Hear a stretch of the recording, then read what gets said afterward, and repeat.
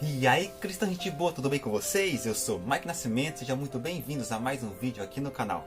Olha só como eu tô bonito hoje, isso mesmo, tô de camiseta nova, Missão Caleb.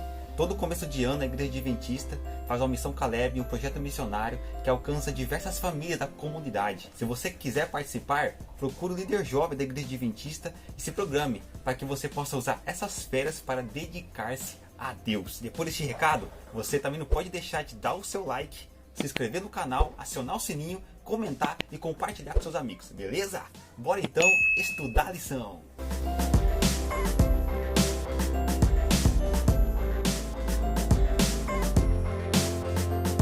E aí, você já recebeu algum presente? Quando você recebeu esse presente, você ficou muito feliz? Ora, o maior presente que eu e você podemos receber hoje é a graça de Deus, a salvação que Ele nos oferece, que não tem nada a ver com o que nós fazemos, que não tem nada a ver com nossas aptidões morais ou capacidades físicas, única e justamente tem a ver, sabe com o quê?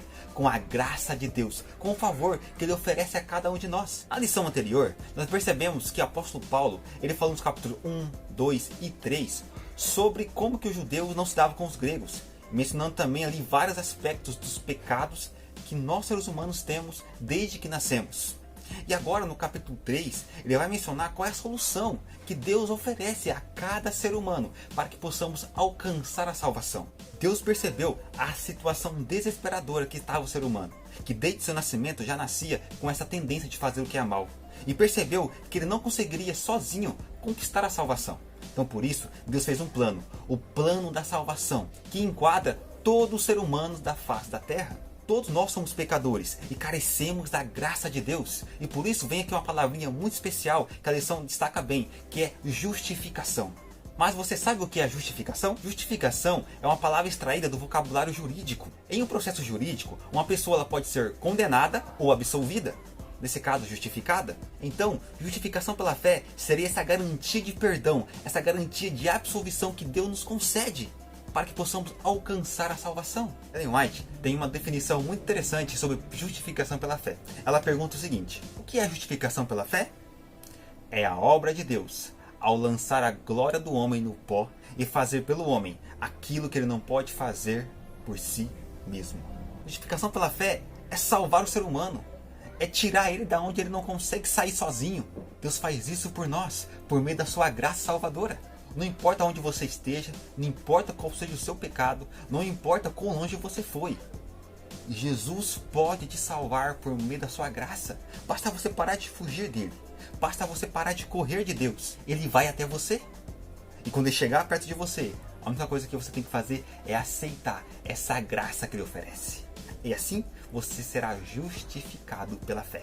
Essa justificação que Deus nos oferece, de acordo com o livro de Romanos, é gratuita. Você não precisa fazer nada, você não precisa pagar nada, você não precisa lutar para ter essa justificação.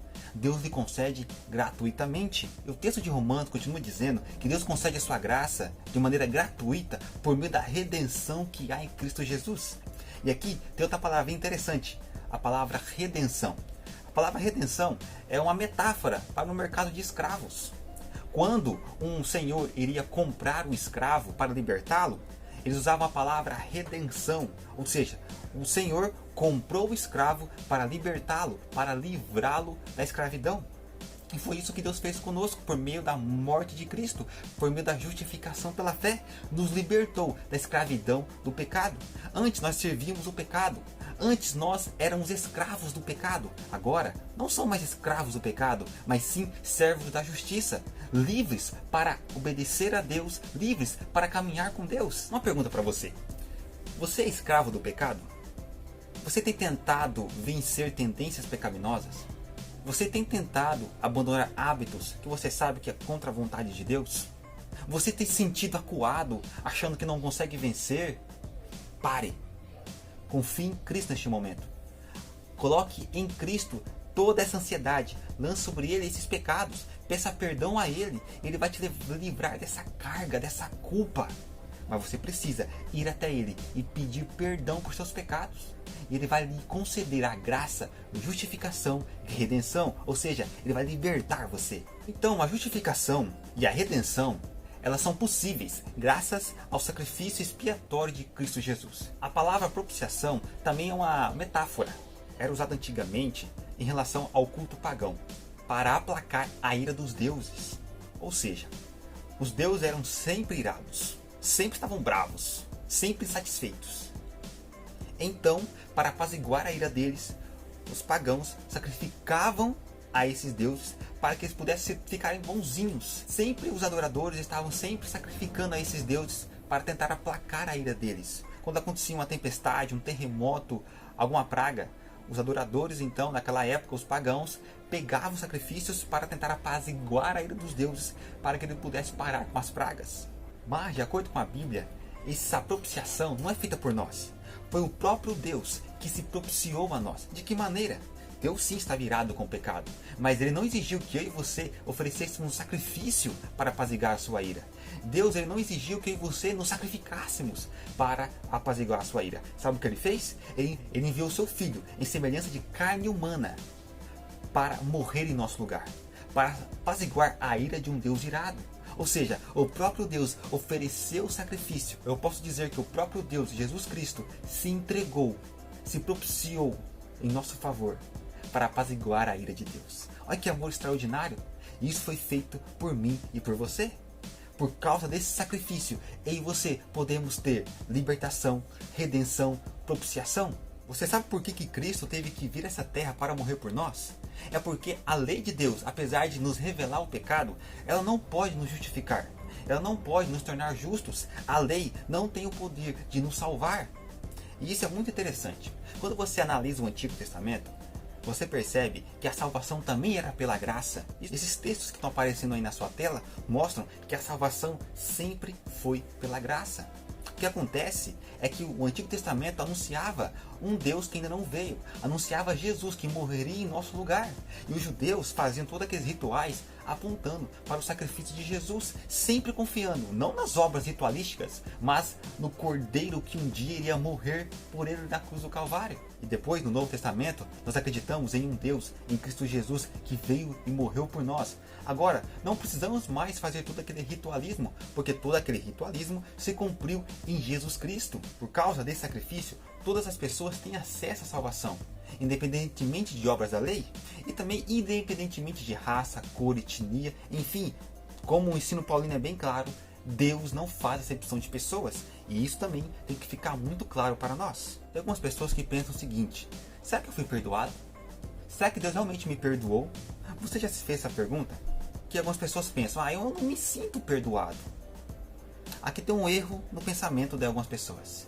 Algumas pessoas pensam que precisam sentir o perdão. E a Bíblia nunca diz isso. A Bíblia diz em Romanos 5, verso 1: justificados, pois pela fé temos paz com Deus. Pela fé, não é pelo sentimento. Você não precisa sentir ser perdoado. Você tem que acreditar na palavra de Deus. Na lição da parte de sexta-feira, tem um texto de Ellen White muito interessante. Mas eu quero destacar aqui algumas frases para que você possa entender que o mais importante não é você sentir, mas sim acreditar, ter fé. Veja só, ela fala o seguinte: temos que crer na clara promessa e não aceitar os sentimentos em lugar da fé. Olha só, não devemos aceitar os sentimentos, porque nosso coração é enganoso, nossos sentimentos são enganosos, não podemos confiá-los para a salvação. Ela diz aqui em outro lugar: nós o desonramos por causa da nossa incredulidade. Ora, quando você não acredita que Deus pode salvar você, quando você não acredita que Deus pode te perdoar, Ele não vai mesmo.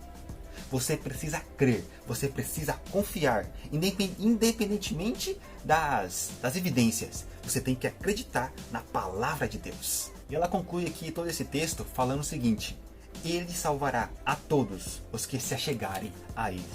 A todos. Eu e você somos esse todo. Todas as pessoas. Você hoje quer ter a paz, a certeza da salvação? Não precisa sentir. Você tem que hoje acreditar. Que Deus te abençoe e que você possa ter a paz de Deus em seu coração. Até a próxima. Tchau.